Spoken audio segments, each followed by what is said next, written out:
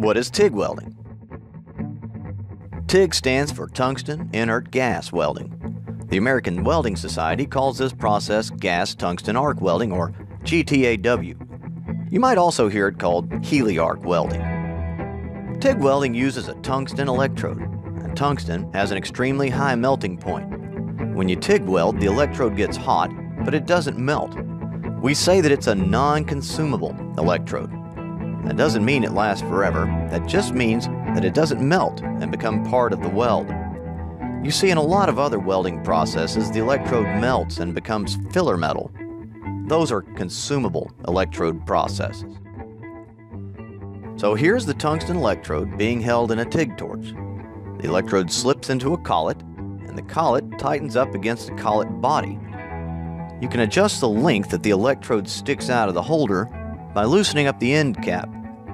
When you tighten the end cap, the collet clamps down on the electrode.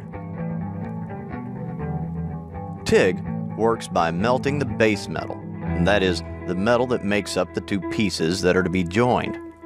The heat is generated by an electric arc that forms between the base metal and the tungsten electrode. You can control the amount of heat with a foot pedal or with a thumb wheel on the torch.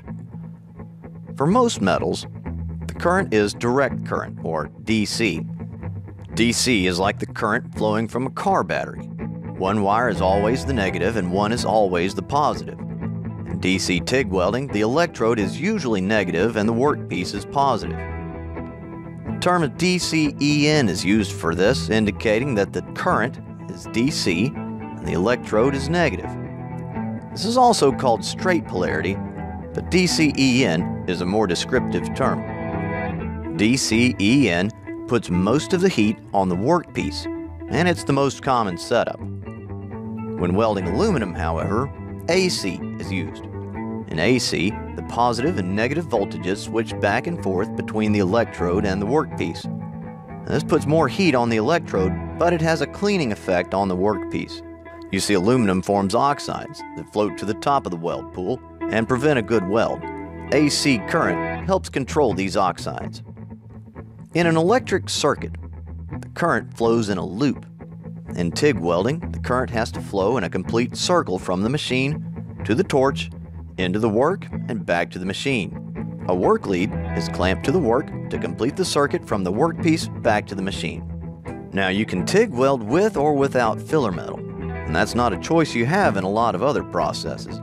If you want to add filler metal to a TIG weld, use a filler rod, which is just a rod of metal with a specific alloy. You want to make sure that the filler metal you're using is compatible with the base metal and that it has the strength required to do the job. In TIG welding, the molten metal is protected by a shielding gas. This gas, usually argon and sometimes helium or other gases, keeps the molten metal from reacting with oxygen and water vapor in the atmosphere. This shielding gas is stored in high-pressure cylinders like these. The pressure is reduced to a usable level by a device called a regulator. The shielding gas flows through a hose and comes out right at the point of the weld. So in summary, TIG welding is an electric arc welding process, uses a non-consumable tungsten electrode, the filler metal is added separately in the form of filler rod, and the shielding gas comes from a high-pressure cylinder.